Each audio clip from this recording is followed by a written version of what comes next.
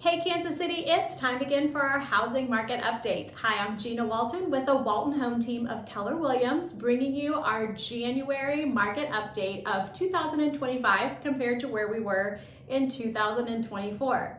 Now, when we look at the overall Kansas City Heartland area, for the number of homes closed, we saw an increase of 3%.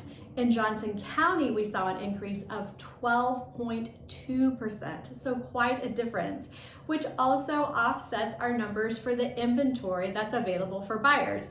Because overall in Kansas City, we saw an increase of 7.3%, where in Johnson County, we saw a decrease of 10.3%. Now for average price in January, we did see a 10% increase overall for Kansas City, with Johnson County at a 1.3% increase. Overall, we're still in a seller's market. And with that said, we are seeing sellers do more to their homes to get them to sell. In fact, 68% of sellers are doing one or more items before selling their house to maximize their price. And that's our number one question of the month. What should I do to prep my home to sell?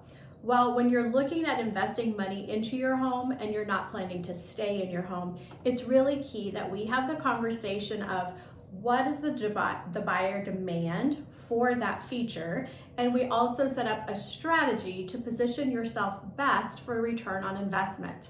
Now, please know we have these strategic meetings with people considering to sell, whether it's 1 month away or 1 year away from considering to sell. So please reach out at any time for questions you have on the current housing market and how we can do a strategic plan together to meet your real estate goals.